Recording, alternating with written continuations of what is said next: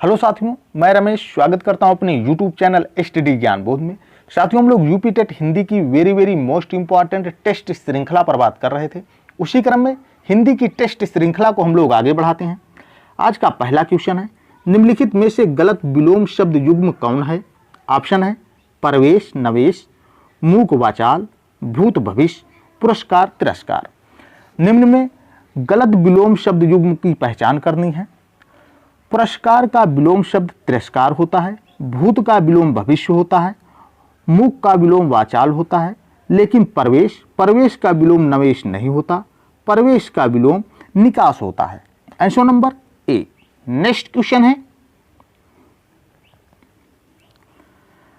ब्रह्म का विपरीतार्थक शब्द है। ऑप्शन है जीव, माया, जगत या अज्ञान। ब्रह्म का विपरीतार्थक शब्द बताना है। ब्रह्म का विपरीतार्थक शब्द क्या होगा? ब्रह्म का विपरीतार्थक शब्द जीव होता है। Answer number A. Next question है, सजावट शब्द का प्रत्यय बताइए। ऑप्शन है आव, आवट, आहट या टा। सजावट शब्द में आवट प्रत्यय लगा हुआ है। Answer number B. Next question है, नारियल शब्द का तत्सम रूप है। नारियल का तत्सम रूप क्या होगा? नारियल का तत्सम रूप नारिकेल होता है। Answer number A. Next question है, लड़का जल्दी से लपक कर पहुंचा। वाक्य में जल्दी से पद का कौन सा भेद है? ऑप्शन है योजक, क्रिया विशेषण, विशेषण या सर्वनाम। लड़का जल्दी से लपक कर पहुंचा, वाक्य में प्रयोग जल्दी से पद क्रिया की विशेषता बता रहा है, अतः जल्दी से क्रिया विशेषण शब्द है। Answer number B. Next question है,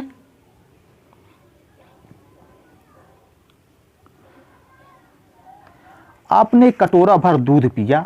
वाक्य में अव्यय शब्द कौन सा है? ऑप्शन है कटोरा, दूध, भर या पिया। आपने कटोरा भर दूध पिया, वाक्य में अव्यय शब्द की पहचान करनी है। आपने कटोरा भर दूध पिया, वाक्य में प्रयोग भर शब्द अव्यय है। Answer number C. Next question है, निम्नलिखित में से सकर्मक क्रिया का वाक्य है। ऑप्शन है मंदाकिनी सोती है। ऑप्शन नंबर बी बालिका निबंध लिख रही है। ऑप्शन नंबर सी पक्षी आकाश में उड़ते हैं। ऑप्शन नंबर डी बालक खिलौना पाकर हंसता है। सकर्मक और अकर्मक क्रियाओं की पहचान क्या और किसको शब्द लगाकर प्रश्न करने से होती है? यदि दोनों का उत्तर मिले तो समझना चाहिए कि क्रिया सकर्मक है, और यदि उत्तर ना मिले तो क्रिया अकर्मक है। जैसे बालक खिलौना पाकर हंसता है। बालक क्या हंसता है, किसको हंसता है? कोई उत्तर नहीं मिला, अतः यह अकर्मक क्रिया है। पक्षी आकाश में उड़ते हैं। पक्षी आकाश में क्यों उड़ते हैं, किसको उड़ते हैं? कोई उत्तर नहीं मिला, यह भी अकर्मक क्रिया है। मंदाकिनी सोती है। मंदाकिनी क्यों सोती है, किसको सोती है? कोई उत्तर नहीं मिल रहा है, अतः यह भी अकर्मक क्रिया का वाक्य है। बालिका निबंध लिख रही है। बालिका क्या लिख रही है? जवाब मिलता है बालिका निबंध लिख रही है, अतः यह सकर्मक क्रिया का वाक्य है। Answer number B. Next question है, उनके बिना तुम कुछ नहीं हो। वाक्य में संबंध बोधक अव्यय कौन सा है? ऑप्शन है उनके, बिना, तुम या कुछ।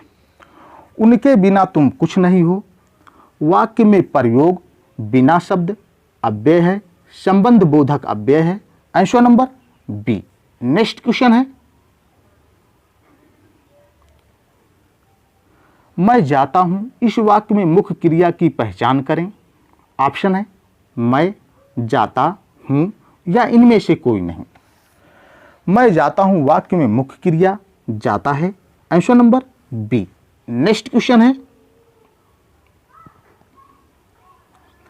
मोहन नित्य मंदिर जाया करता है। इस वाक्य में कौन सी क्रिया है? ऑप्शन है अभ्यास बोधक, शक्ति बोधक, नित्यता बोधक या निश्चय बोधक। मोहन नित्य मंदिर जाया करता है, वाक्य में क्रिया की पहचान बताइए। मोहन नित्य मंदिर जाया करता है वाक्य में अभ्यास बोधक क्रिया है। Answer number A. Next question है,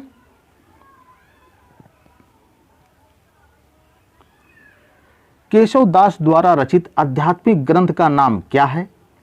ऑप्शन है विज्ञान गीता, रसिक प्रिया, कवि प्रिया या रामचंद्रिका।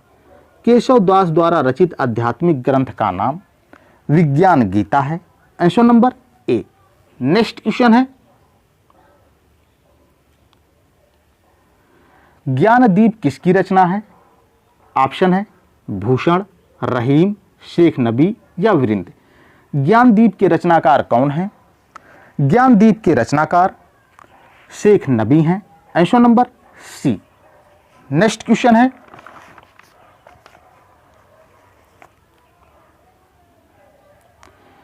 तीसरा शब्द में विशेषण है। ऑप्शन है पूर्णांक बोधक, गणना बोधक, आवृत्ति बोधक या क्रमवाचक विशेषण। पहला, दूसरा, तीसरा, चौथा ये क्रमवाचक विशेषण हैं। Answer number D. Next question है, मध्यम पुरुष तू का सही बहुवचन होगा। ऑप्शन है आप लोग, तुम लोग, हम या यो लोग या ये लोग। मध्यम पुरुष तू का बहुवचन क्या होगा? मध्यम पुरुष का तू का बहुवचन तुम लोग होगा। Answer number B. Next question है, कौन सा वाक्य आसन्न भूतकाल में है? ऑप्शन है तू जाता तो मैं आता। ऑप्शन नंबर बी मोहन आया सीता गई। ऑप्शन नंबर सी वह आया था। ऑप्शन नंबर डी मैंने आम खाया है। मैंने आम खाया है वाक्य आसन्न भूतकाल में है। Answer number D.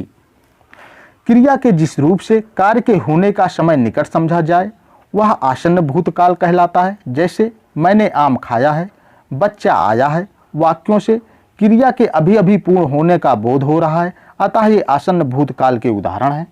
Next question है, निम्नलिखित में से एक सूर्य का पर्यायवाची शब्द नहीं है।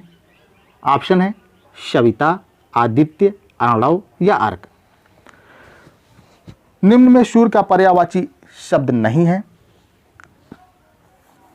सविता, आदित्य, अर्क, मार्तंड और अंशुमाली सूर्य के पर्यायवाची शब्द होते हैं, लेकिन अर्णव सूर्य का पर्यायवाची शब्द नहीं है, यह समुद्र का पर्यायवाची शब्द है। Answer number C. Next question है, हाथी का पर्यायवाची नहीं है। ऑप्शन है दंती, वितुंड, चमरी या कुंभी।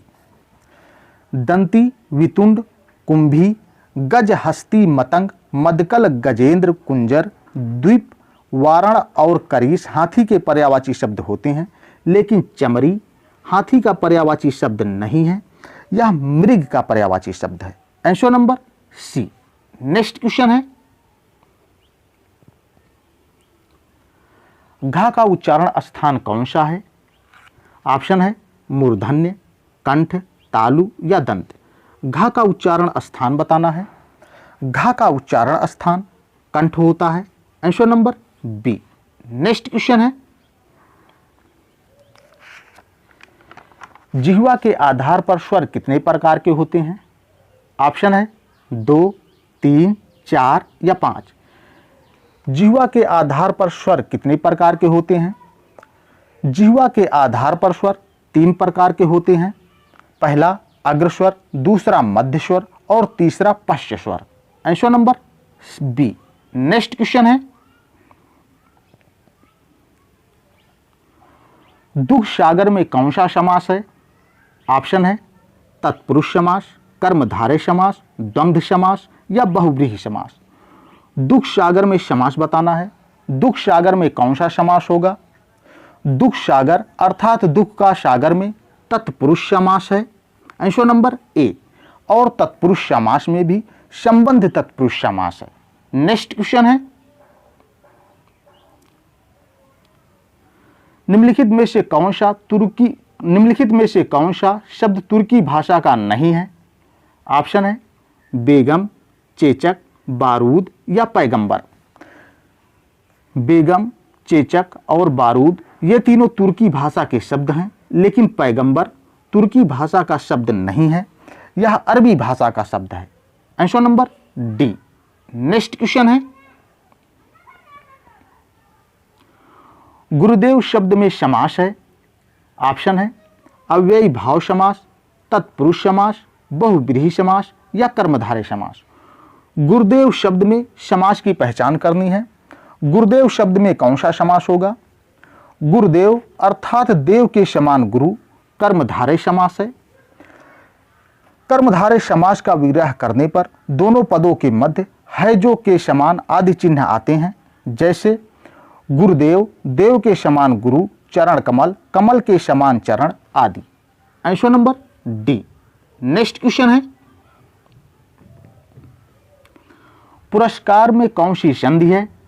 ऑप्शन है स्वर संधि, व्यंजन संधि, विसर्ग संधि या इनमें से कोई नहीं। पुरस्कार में कौन सी संधि है? पुरस्कार का सही संधि विच्छेद पूरा धनकार होता है, पूरा धनकार होता है और पुरस्कार में विसर्ग संधि है। Answer number C. Next question है,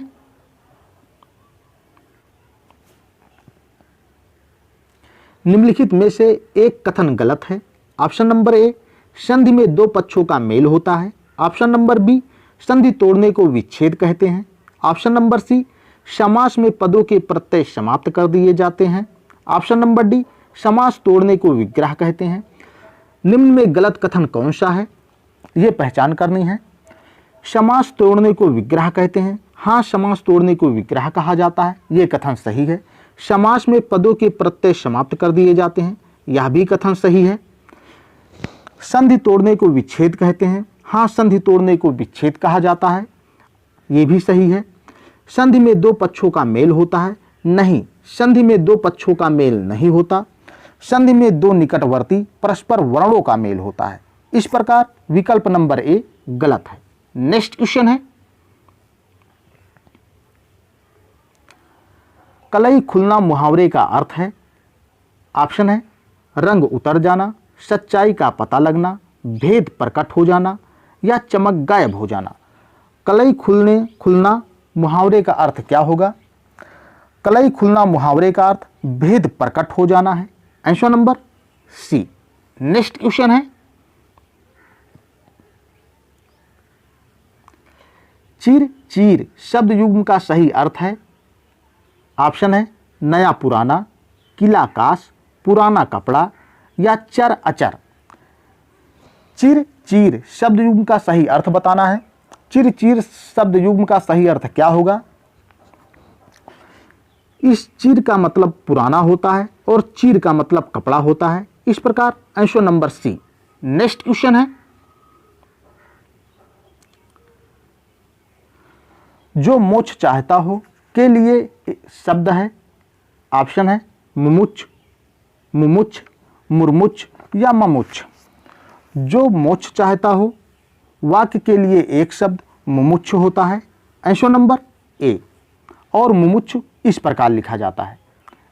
नेक्स्ट क्वेश्चन है, अतिशूधो शनेह को मारग है किसकी पंक्ति है? ऑप्शन है आलम, बोधा, ठाकुर या घनानंद। अतिशूधो शनेह को मारग है के रचनाकार कौन है? अतिशूधो शनेह को मारग है पंक्ति के रचनाकार घनानंद हैं। Answer number D. Next question है,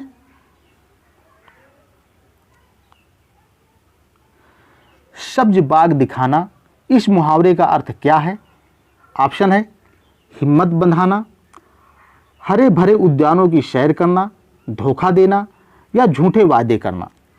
सब्ज बाग दिखाना मुहावरे का अर्थ झूठे वादे करना है। Answer number D. Next question है,